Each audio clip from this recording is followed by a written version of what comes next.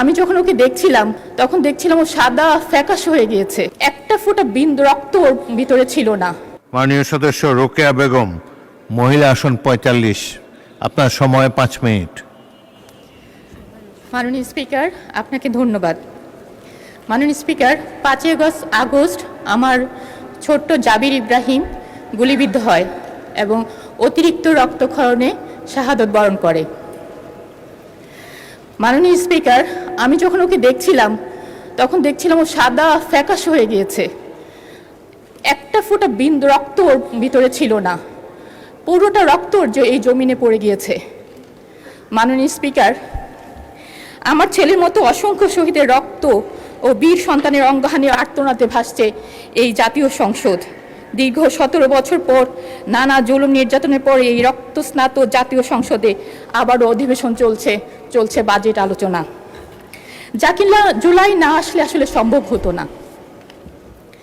মাননীয় স্পিকার, আমি মাননীয় অর্থমন্ত্রীকে ধন্যবাদ জানাতে চাই। ২০২৬-২৭ সালের বাজেটে জুলাই শহীদ পরিবারগুলোর জন্য মাসিক ভাতা, আহত যোদ্ধাদের জন্য শ্রেণীভিত্তিক ভাতা এবং আবাসন সহায়তার জন্য ৩০০ কোটি টাকার বরাদ্দ রাখা হয়েছে। মাননীয় স্পিকার, একজন বাবা অথবা মা সকল সুযোগ সুবিধা উঠে যেটা চায় সেটা হলো তার সন্তানের হত্যার বিচার। দৃশ্যমান বিচার ছাড়া কোনোভাবেই ফেসিবাদী ব্যবস্থার বিলুপ্তি সম্ভব নয়।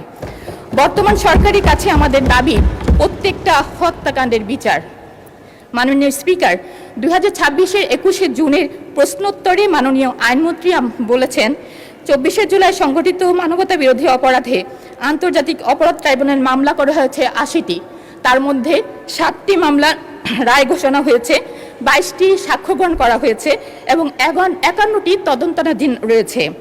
প্রায় ২ বছরে ৭টি মামলা রায় হয়েছে। এ থেকে বোঝা যায় মামলা কতটা ধীর লয়ে চলছে। মাননীয় স্পিকার, এই মামলাগুলোর আসামির সংখ্যা ৪৬৩ জন, এই গ্রেফতারকৃত হয়েছে ১৭৪ জন এবং এখনও পলাতক রয়েছে ২৮৮ জন। মাননীয় স্পিকার, ২৮৮ জন পলাতক রয়েছে, এদের গ্রেফতারের অগ্রগতি কি? মাননীয় স্পিকার, আমি আপনার মাধ্যমে মাননীয় আইনমন্ত্রীর কাছে দাবি জানাচ্ছি, প্রতি সেশনে শহীদ সন্তানের বিচারিক কাজের আপডেট জানিয়ে আমাদের বাবা মাদেরকে আশ্বস্ত করবেন। মাননীয় স্পিকার, জুলাই বিপ্লব শহীদের সংখ্যা হাজারেরও বেশি ছিল, কিন্তু আমরা এ পর্যন্ত গেজেটভুক্ত করতে পেরেছি মাত্র ৮৩৪ জনের। বাকি ৫০ জন শহীদের তালিকা এখনও পর্যন্ত তালিকাভুক্ত হতে পারেনি। সুষ্ঠু তদন্ত সাপেক্ষে আহত জুলাই যোদ্ধা ও শহীদের গ্যাজেটভুক্তিকরণে প্রয়োজনীয় বরাদ্দ রাখা হোক। মাননীয় স্পিকার, ভোগান্তিতে রয়েছে জুলাই আন্দোলনের অঙ্গ হারানো বীর যোদ্ধারা, তাদের সঠিক ক্যাটাগরি হচ্ছে না, ঠিকমতো সেবা পাচ্ছে না। একজন আহত যোদ্ধা যারা আন্দোলনের হাত চলে গিয়েছে, সে কিভাবে ক্যাটাগরিতে থাকতে পারে? মাননীয় স্পিকার, এ ব্যাপারে আমি আপনার সুষ্ঠু তদন্তের দাবি রাখছি। মাননীয় স্পিকার, ৮৪৪ জন শহীদ এবং ১৪,৪০৭ জন আহত যোদ্ধা স্বীকৃত। এই সংখ্যাগুলো পরিসংখ্যান নয়, প্রতিটির পেছনে আছে একটি বিপর্যস্ত পরিবার।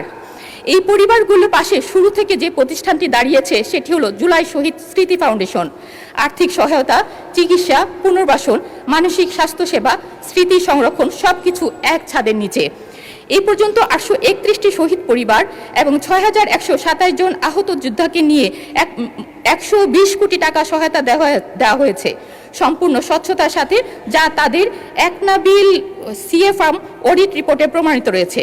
কিন্তু মাননীয় স্পিকার, গত ৩ মাসে এই ফাউন্ডেশনটি কর্মীরা বেতন পাননি, ঈদ বোনাস পাননি। যারা নিজের বেতনের টাকা থেকে আহত শহীদ পরিবারকে সাহায্য করেছেন তারা আজ নিজেরাই সংকটে। মাননীয় স্পিকার, আমি সংসদে ৩টি সুনির্দিষ্ট দাবি জানাচ্ছি এই প্রতিষ্ঠানটির জন্য। আর্থিক কোডের মাধ্যমে এই প্রতিষ্ঠানটিকে প্রয়োজনীয় বরাদ্দ দেওয়া হোক। অবশিষ্ট শহীদ পরিবার ও আহত যোদ্ধার জন্য সরকার প্রতিশ্রুত অবশিষ্ট ২৬৩ কোটি টাকা বরাদ্দ দেওয়া হোক।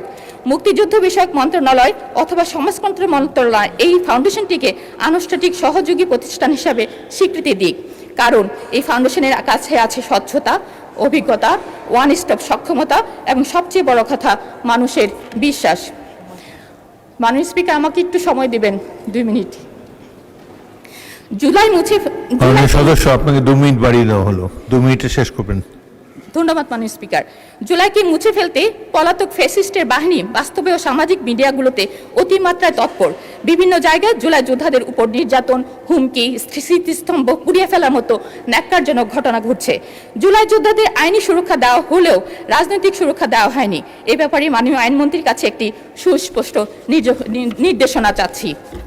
মাননীয় স্পিকার, জুলাইকে বাঁচাতে হলে জুলাই বিপ্লবের ইতিহাস, আহত যোদ্ধাদের কথা এবং শহীদের স্মৃতি সংরক্ষণের জন্য জাতীয় ও স্থানীয় পর্যায়ে জুলাই স্মৃতিসৌধ, জুলাই জাদুঘর, গবেষণা কেন্দ্র এবং ডিজিটাল আর্কাইভ প্রতিষ্ঠার জন্য বাজেট বরাদ্দ রাখার জন্য অনুরোধ জানাচ্ছি, যাতে আগামী প্রজন্ম সত্য ইতিহাস জানতে পারে। মাননীয় স্পিকার, প্রাসঙ্গিকভাবে উল্লেখ করছি, জুলাই শহীদ স্মৃতি জাদুঘর কবে সর্বসাধারণের জন্য উন্মুক্ত হবে এবং কার্যাবলী পরিচালনার জন্য কোনো বাজেট রাখা হয়েছে কিনা। মাননীয় স্পিকার, আমরা ভুলিনি প্রিজন ভ্যানের সামনে দাঁড়ানো সেই মেয়েটাকে, যে তার বুকে সাহস দিয়ে সারা বাংলাদেশকে যে দেখিয়েছিল কিভাবে অন্যায়ের সামনে জীবন বাজি রেখে দুহাত প্রসারিত করে দাঁড়াতে হয়। মাননীয় স্পিকার, সেই মেয়েটাকেও ভুলিনি আমরা, ছাত্রলীগের লাঠির আঘাতে যার কপাল কেটে রক্ত ঝরেছিল। মাননীয় স্পিকার, জুলাইয়ের পর এইসব অগণিত নারী যোদ্ধারা হারিয়ে গেছে, কিন্তু তাদের হারাবার কথা ছিল না। আমি আপনাদের মাধ্যমে এইসব নারীদের সংশ্লিষ্ট মন্ত্রণালয় পুরো স্বীকৃতির আশা করছি। মাননীয় স্পিকার, আহত ও পঙ্গু ব্যক্তিদের জন্য আজীবন চিকিৎসা, ফিজিওথেরাপি, মানসিক স্বাস্থ্য সেবার বরাদ্দ রাখা প্রয়োজন মনে করছি। মাননীয় স্পিকার, একটি পরিবার কর্মক্ষম মানুষটি যখন হারিয়ে যায়, সেই পরিবারের সন্তানদের শিক্ষার উপর আঘাত হানে। শহীদ ও আহত পরিবারগুলির জন্য স্কুল, কলেজ, মাদ্রাসা ও বিশ্ববিদ্যালয়গুলোতে আর্থিক প্রণোদনা দিলে তারা ঝরে না গিয়ে সম্পদে পরিণত হতে পারত। মাননীয় স্পিকার, মাননীয় অর্থমন্ত্রী বাজেট বক্তৃতার ৩ নম্বর অনুচ্ছেদে উল্লেখ করেন, আমরা যে জুলাই জাতীয় সনদ স্বাক্ষর করেছি তা অক্ষরে অক্ষরে বাস্তবায়ন করার ঘোষণাও ইতিমধ্যে মাননীয় প্রধানমন্ত্রী জাতির সামনে এনেছেন। যে জুলাই না আসলে আজকের এই সংসদেরই অস্তিত্ব ছিল না, সেই জুলাইকে নিয়ে জুলাই সনদ এখনও বাস্তবায়ন হয়নি। মাননীয় স্পিকার, আমি আপনার মাধ্যমে জুলাই সনদ বাস্তবায়নের আবেদন রাখছি। মাননীয় স্পিকার, সরকারি দল তার নির্বাচনী ইশতেহারে থাকা সুশাসনের সঠিক প্রয়োগ করে জুলাই সনদের পাশাপাশি এই বাজেটকে অক্ষরে।